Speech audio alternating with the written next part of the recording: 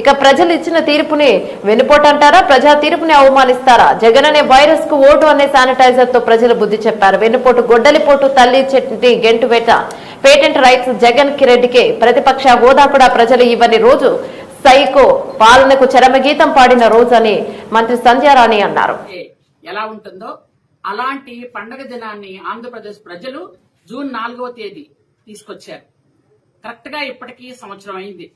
June 4వ తేదీన 151 సీట్లతో పరిపాలన చేసిన సైకో జగన్మోహన్ రెడ్డి ఇక నువ్వు పరిపాలనకు పనికి రావు అని కనీసం ప్రతిపక్ష హోదా కూడా ఇవ్వకుండా ప్రజలు పక్కకు తోసేస్తే రేపు వాళ్ళు దీన్ని వెన్నుపోటు దినం అంటున్నారు. అంటే ఏంటి, ప్రజలు వెన్నుపోటుదారు అంటున్నారా మీరు?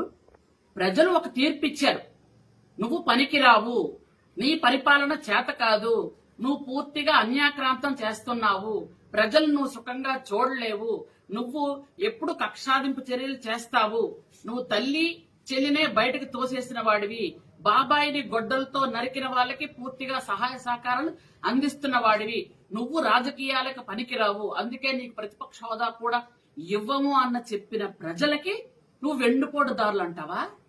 అసలు నీకన్నా పెద్ద వెన్నుపోటుదారుడు ఎక్కడైనా ఉన్నాడా? నువ్వు సొంత తల్లి, ఈరోజు తల్లి కళ్ళల్లో నీళ్లు చూసి కట్టెల పొయ్యి మీద వండుతుంటే లేదు ఇలాంటి బాధ ఎవరికీ రాకూడదని దీపం పథకం తీసుకొచ్చిన చంద్రబాబు నాయుడు గారు కేవలం పదవి కోసం తల్లిని బయటికి నెట్టేసిన నువ్వు చంద్రబాబు నాయుడు గారి గురించి మాట్లాడుతున్నావే, బోత్ ఆర్ నాట్ సేమ్. నువ్వు కేవలం ఆస్తి కోసం చెల్లిని బయటికి పంపించేసి చెల్లి మీద బూతులు రాయించుకున్నావు పేపర్లో. కానీ లోకేష్ బాబు మాలాంటి వాళ్ళు ఎంతో మందిని, ఒక కులం కాదు, ఒక దగ్గర పెరగలేదు, కానీ మమ్మల్ని సొంత అక్క చెల్లెళ్ళలా చూసి మా మీద ఏదైనా పేపర్లోనో లేదంటే వాట్సాప్లోనో సోషల్ మీడియాలో ఏదైనా వస్తే వెంటనే దానికి రియాక్ట్ అయ్యి వాళ్ళకి పనిష్మెంట్ ఇచ్చే విధంగా ఉన్నటువంటి మా అన్నదమ్ముడు లోకేష్. అలాంటిది మీ ఇద్దరికి ఏమైనా తేడా ఉందా? Both are not same. కానీ మీరేంటంటే మీరు పోలికలు పోల్చుకుంటున్నారే. వెన్నుపోటుదారులు అంట, నీకన్నా వెన్నుపోటుదారులు ఎవరుంటారు? నీకు పదవికి అడ్డంకమని మీ చిన్నానని గొడ్డలతో నరికేసినటువంటి నీ తాలూకా బంధువులే నరికారని నీ సొంత చెల్లి చెప్పిన తర్వాత నరికిన వాళ్లకు నువ్వు పూర్తి సహాయ సహకారాలు అందిస్తున్నావే, అలాంటి వాడివి నువ్వు వెన్నుపోటు గురించి మాట్లాడతావా? నీకు గొడ్డలిపోట్లు ఇవే బాగా తెలుసు.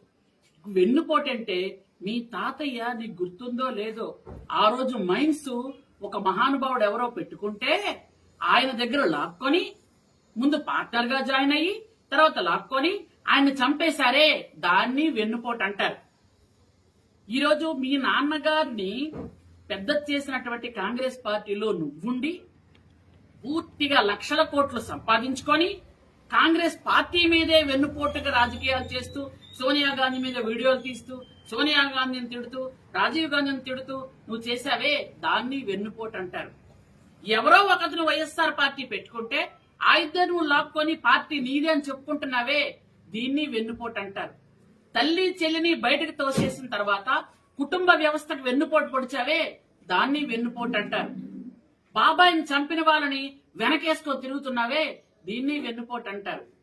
ఈరోజు 151 సీట్లు ఇచ్చిన ప్రజలకి కనీసం అభివృద్ధి సంక్షేమం చూపించకుండా ఎప్పుడు బటన్లు నొక్కుతూ నువ్వు మాత్రం అభివృద్ధి అవుతూ నువ్వు మాత్రం సంక్షేమం బాటలో వెళ్తూ నీ ప్యాలెస్ల మీద ప్యాలెస్లు కట్టుకుంటున్నావే, దీన్ని ప్రజలకు వెన్నుపోటు అంటారు. అంతేగాని నీకు మాట్లాడడమే రాదు అనుకున్నాను, కానీ ఈ మధ్య నీకు ఎసిడిటీ చాలా ఎక్కువైపోతున్నట్టుంది. ఈనో ఎక్కువగా వాడుతుండు, అప్పుడప్పుడు లండన్ వెళ్ళి వస్తున్నా మందులు ఎక్కువ వాడుతుండు. అంతేగాని మమ్మల్ని వెన్నుపోటని 4వ తేదీని వెన్నుపోట దినమా? మీకు సిగ్గు అనిపించట్లే? 151 సీట్ల నుంచి 11 సీట్లు ఇచ్చి ప్రజలు మీరు దేనికి పనికిరారు, ప్రతిపక్ష హోదా కూడా ఇవ్వమని పక్కకి చీఎం తోసేసిన తర్వాత కూడా మీరు మళ్ళీ ప్రజల్లోకి వచ్చి అది ఇదని మాట్లాడుతున్నారే అంటే మీకు ఆ ఉన్న ఆ ఇంత పరువు మర్యాద కూడా మిగిల్చుకోకుండా చేసుకుంటున్నారా?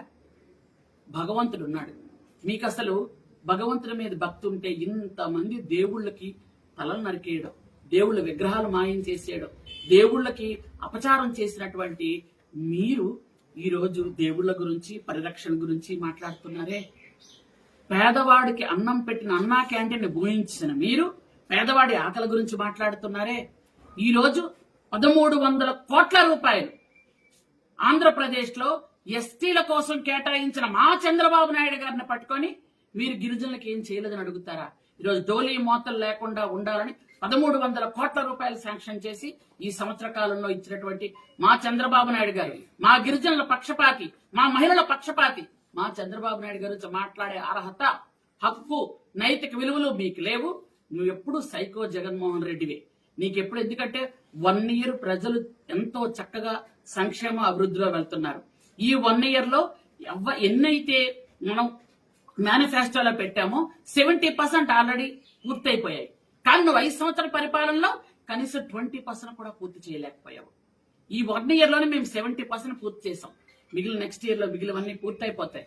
ఆర్థికంగా నువ్వు చిదిపేసి ఆర్థికంగా పూర్తిగా రాష్ట్రాన్ని వెనకబాటు చేశావు కాబట్టి ఈ రోజు మొత్తం అన్ని ఒకేసారి చేయలేని పరిస్థితి ఆంధ్రప్రదేశ్కి వచ్చింది. నువ్వు ఇంకా నీతులు మాట్లాడుతున్నావా?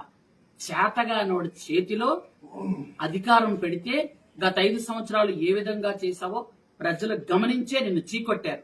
ఇంకా నువ్వు మళ్ళీ రేపొచ్చి మేమందరం కూడా 4వ తేదీన పండగలాగా, మహాయజ్ఞంలాగా, సంక్రాంతి, క్రిస్మస్, రంజాన్ ఒకసారి వస్తే ఏ విధంగా పండగ ఉంటుందో ప్రజలందరూ ఆ విధంగా జరుపుకోవాలనుకుంటే నువ్వు మళ్ళీ